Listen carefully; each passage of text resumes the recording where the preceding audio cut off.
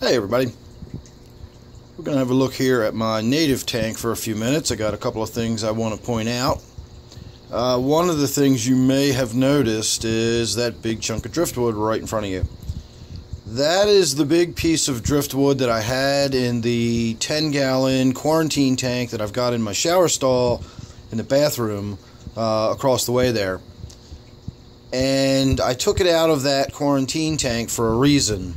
I needed to move some fish over to that quarantine tank from my main quarantine tank, and the reason is I picked up some more fish today, some of which I kind of thought I was going to pick up, and one of which was very much definitely an impulse purchase.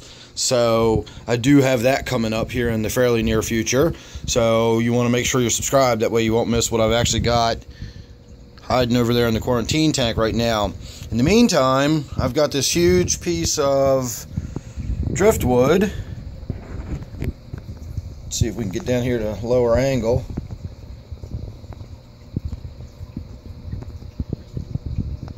It adds a ton of texture to the tank, and a lot of even what I would think of as habitat for the fish to swim in and out of, but I'm not sure if I like it.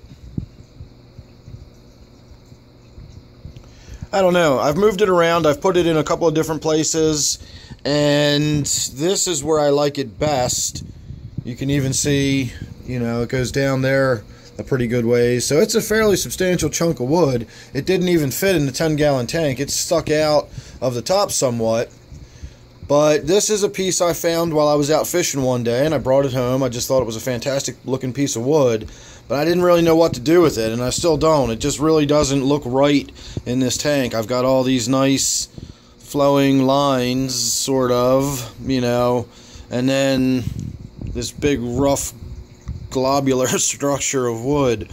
So we'll see. I can always take it out if I don't like it. I can always move it around, try something different.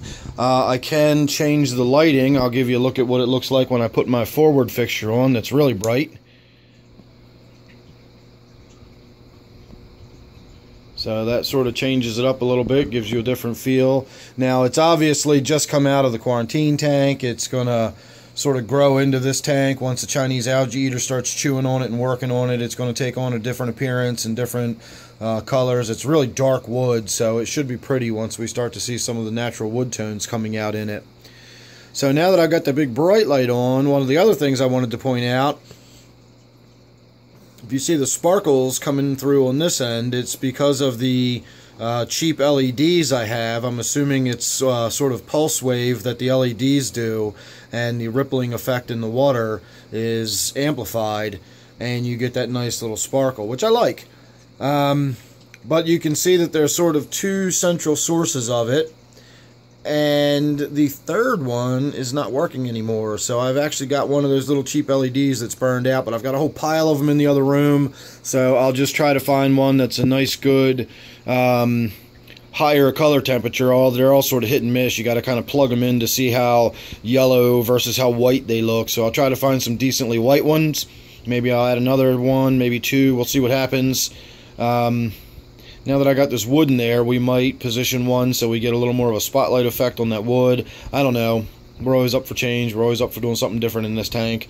Everything is malleable. Fish are still laying low. I really need to get some sort of dither fish in there. Speaking of fish, I was going to mention the other thing in this tank. I had some dead shiners in there this morning. There was 3 of them. And one thing led to another, and I never did get them out of there this morning when I saw them. And I came in here this afternoon to take care of them when I put that piece of wood in there. And I was able to remove one of them, but I couldn't find the other 2. And I just noticed a few minutes ago, I think that's probably the remains of one of them. So that was well used, and you can see that crayfish down in there, so that's probably where that went, but that got picked clean. That's just the spine and some ribs, and I see no trace of the other one. So one of them was already missing an eye, and it was floating at the surface, so apparently something had already been working on it, and now there's no trace of it, which is why I never really worry too much about rushing in there to get the dead fish out. I assume they'll get eaten up and used as food. and then that saves me a little bit of worry about whether or not everybody's getting a well-balanced diet. So that's about it. I just wanted to throw that out there, let you know that I've got some more fish in quarantine, plus the ones I already had in there. So now I have, let's see, 3, 4, 5 fish in quarantine, 6 fish in quarantine. We'll have to wait and see. So make sure you're subscribed here to my YouTube channel.